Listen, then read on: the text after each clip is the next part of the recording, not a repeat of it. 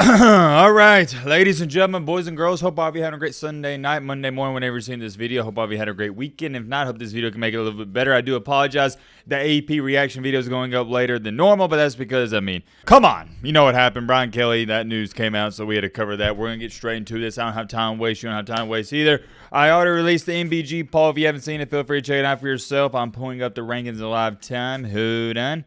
Who done? Who done? All right, got it right here. Let's pull up the other receiving votes first and who dropped from the rankings. South Florida, LSU, of course, Illinois, the Illini, Arizona State, teams that lost. Navy, 26. Tulane's 27th. Wait, did Navy lose or something? Nah, I don't know. It's not too important. Washington, Iowa, South Florida, San Diego State, LSU. Whoa, whoa, whoa, whoa, whoa, whoa, whoa, whoa, whoa, whoa, whoa, whoa, whoa, whoa, whoa. Hold on. Why are people still voting for LSU to be in top 25? What are we doing? What? How do you get your eyes beat in and people are still voting for it? I'm telling you, AP nerds, look, already off to a bad start. I know these rankings are going to suck. James Madison, North Texas, Illinois is getting votes. They lost by a 30 burger too. And Pitt, whatever, man. Let's get into the top 25. At 25, we got Memphis. They were non-ranked. They had the upset win over South Florida. Utah, okay, so 22 through 25 are all new teams. USC, the Trojans, back in the top 25. Nice little ranked win for Notre Dame. They get that back. The Houston Cougars. At 22, Michigan goes up to 21. Okay, nothing too juicy there. At 20, we got Texas. I mean, you got a legit argument for saying Texas shouldn't even be ranked. They've struggled, but hey, a win is a win. At 19, we got the Missouri Tigers. They drop. Looking like Bro Beulah, he's going to be out for the season. I did see he may return at the end, but I don't know. Guess we'll have to wait and see what happens there. Missouri. Yeah, their playoff chances aren't looking too good. Bleak at this point in time. We get Oklahoma. I'm getting a swig of my drink. Give me a second. They're dropping down all the way to 18. 6-2, 6-2. Maybe. We'll see, maybe. I think Oklahoma's a gauntlet left, so if you're on the table, you might can sneak in there. Nothing to argue about here. At 17, we got Cincinnati. Man, and only if they could have beat Nebraska. And I remember talking about Cincinnati after that game. For those of you who don't remember, feels like it happened 3 years ago, but it was at the start of the season. They should have beat Nebraska. They had them beat. 3 to 4 plays, they just gifted Nebraska the game. And at the end, they gave them that interception. Easily could have made a field goal and sent to overtime. We got Louisville.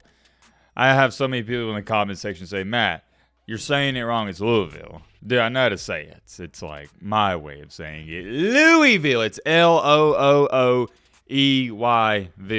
That's the correct pronunciation on the MBG show. At 15, we got the Virginia Cavaliers. Don't look now, but they're not a Cinderella. They're a legit playoff team. I talked about this a little bit earlier. It's funny because it was in the Week 9 recap video. We thought Virginia was this Make-A-Wish team. We're like, oh, yeah, good for them. You know, they beat Florida State. I'm happy for them. But no, they're a top 15 team. They only have one loss on the season. At 14, we got the Tennessee Volunteers. Underrated. I think they're a top 10 team. At 13, we got Texas State, the Red Raiders. At 12, we got Notre Dame. They did not move. I'm actually higher on Notre Dame than the AP nerds. What about that? I got Notre Dame at 11. Sorry, I'm confused. We don't have an 11. So we got 14, 13, 12, and it went straight to 10. I was making sure my phone wasn't glitched out. We got the BYU's in Miami tied for the 10th spot. You don't see it every day. They got 1,069. Hey, cool number. All right, let's not be corny. 1,069 points apiece, so they're tied for the 10th spot. BYU and the U, not going to complain there too much. Miami struggled a little bit with Stanford early on. BYU undefeated. Shout out to them.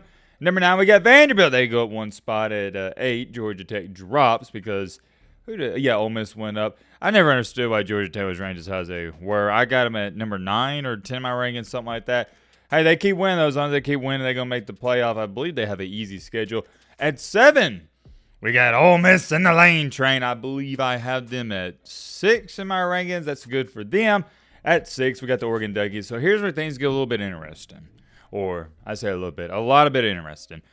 I personally don't believe Oregon is not just a top 6 team. No, they're not a top 12 team. Look at the resume. They don't have a ranked win. The best thing you can say about them is, oh, well, they got a quality loss to Indiana. Buddy, they got embarrassed in the game. They lost. Okay, I want to emphasize this. Not only did they lose by double digits, they lost by double digits at home. It doesn't get any more embarrassing than that. And it was only as close as it was because Fernando Mendoza gifts you a pick six. Oregon is nowhere near the sixth best team in the country. What are they doing? Look at their resume compared to Vanderbilt's, Ole Miss. It doesn't stack up. Strongly, and I mean strongly, disagree with that. At number 5, we got the Georgia Bulldogs. That doesn't change for the AP nerds. At 4, we got Alabama. I got them at number 2. I'm not going to gripe or complain. They didn't move them, so there's not too much to say. At number 3, we got the A&M Aggies. Ooh.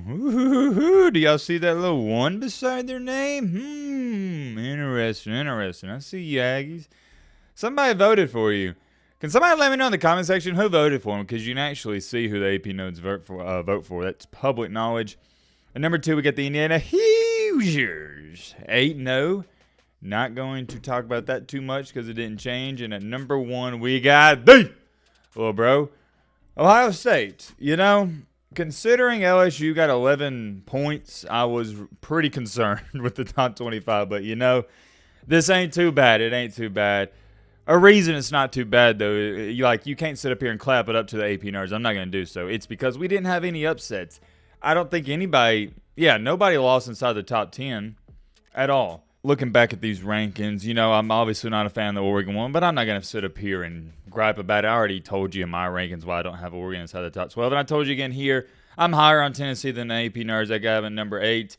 Yeah, but outside of that, man, I mean, it's not bad. Nothing to really complain about. Let me know in the comment section, what do you think of these rankings? One thing that I found interesting is a lot of people don't pay attention to these points, but the points tell you how big the gap is, and there is a big gap from number 1 to number 2. You see Ohio State, they have 1,633 points, Indiana 1,589. Not really close, and then the gap from Indiana and Texas A&M is pretty large, but the gap from A&M and Alabama is pretty large, and then see, it goes on and on. The gap from Alabama and Georgia is large. That's really interesting to me because teams 1 through 5, they're not even close to jumping one another. It's like, no, we got Alabama locked in at 4. They're not close to going number 3, and they're not close to going to number 5. Same thing we said for Georgia. Georgia is 100 points ahead of Oregon. But when you scroll down the list, Vanderbilt's only about 30 points ahead of BYU. BYU and Miami are tied. And then when you look at teams like Texas Tech, or not Texas Tech, but Tennessee, Virginia, Louisville, Cincinnati, they're all the 600s. Here's the last thing I'll say when out this video. I can't for the life of me wrap my brain around why there's 11 people that think Indiana is the best team in the country. And it has nothing to do with Indiana. It has everything to do with the little bro Ohio State. They are head and shoulders above everybody else. I don't care who you put it to. Indiana, A&M, Bama, Georgia, whoever. Ole Miss, Georgia Tech. It doesn't matter. You can put anybody at 2. The gap from whoever you got to in Ohio State is massive. I'm talking about massive.